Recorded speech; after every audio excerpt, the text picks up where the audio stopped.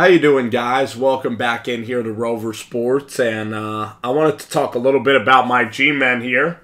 Got my Giants training camp shirt on, the NYG baby. I know that I also cover the Niners and other programs on here, other NFL teams, but heart and soul Giants fan, and the way that today kind of went, it was really nice because we lost out on Andrew Norwell, so Giants ended up coming back, and we ended up getting a really nice left tackle. We ended up getting Nate Solder. Nate Solder from the Patriots. We paid him big money, $15 million a year. We outbidded the Patriots and the Texans for his services, so Dave Gentlemen got a big get there. We also added Jonathan Stewart that Gentleman knows well, and that goes against the theory that all Panthers players hate Dave Gentleman. At least Jonathan Stewart is willing to stick up for Dave Gentleman.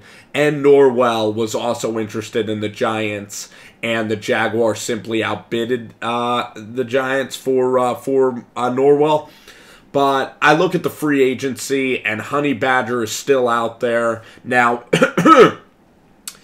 Darian Thompson's an interesting player. We'll have to see. We don't have a ton of money left for the Honey Badger to come into town.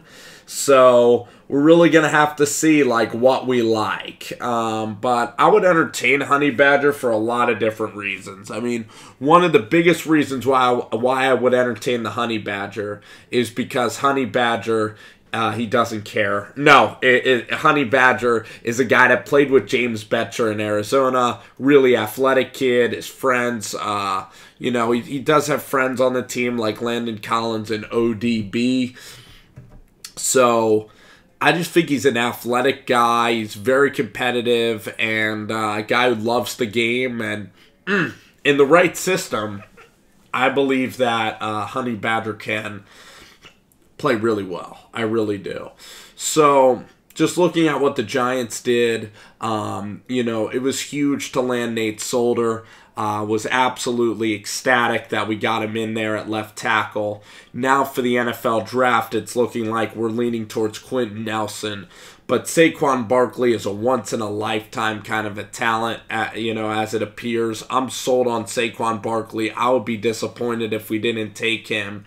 But plan B, if we took Quentin Nelson, he just screams New York Giants just with his upbringing in Homedale, the way the guy plays with physicality. He would bring something nice to the locker room as well in terms of hard work ethic and making people better. But Saquon Barkley would still obviously be the pick, and I think that we're going to have a chance at him. I'm not sure Dave is gonna select him, though, unfortunately. I think that Gentleman likes Quentin Nelson more than Barkley, and Gentleman believes he can get another running back. So then in the second round, I'd like Sony Michel or Darius Geis, and Barkley will go on and play well somewhere.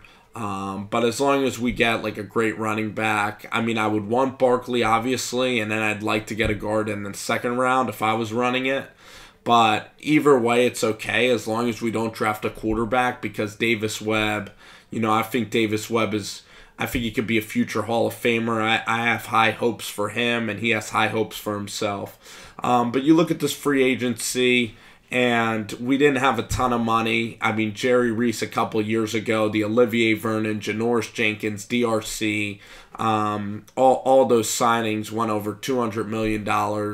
Went way over. The Olivier Vernon signing was crazy. That whole day was absolutely nuts. That we spent all that money, JPP being franchise tagged, but bringing in Jack Rabbit in the signing class of 2 years ago really put us in a precarious situation where we didn't have a ton of the Giants didn't have a ton of money to spend during this period this year, during the free agent time. But Solder is big, great get, really excited. He's a guy who's a veteran, and we finally have some stability. Eric's probably going to move to the right side of the offensive line. Weston Richburg is gone. We'll have to see about Justin Pugh, where he's going to be. We're definitely going to get another guard, though. And we have a lot of issues now. I mean, we need to get a center. And just kind of looking at the Giants' offensive line, I mean, if Justin Pugh doesn't come back, you have like John Jerry, and you really don't have like any real starting, capable guys on this offensive line other than Solder. So our whole draft is pretty much going to be dedicated to that and running the football, which I'm totally okay with. We tried to sign Norwell, it didn't happen.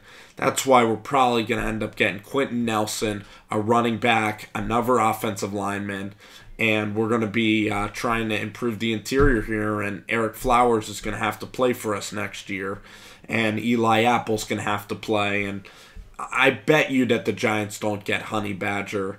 They'd have to sign him like a 1-year deal for now. And he'd have to sacrifice a little bit of money and future savings if he wants to play with James Betcher again. But overall, it wasn't terrible. Very good of Gentlemen to go in there and get Solder. That was a huge get. Otherwise, it would have been a very poor and slow free agent period. And I thought that the Giants acquitted themselves fairly well. I'm down with all the signings.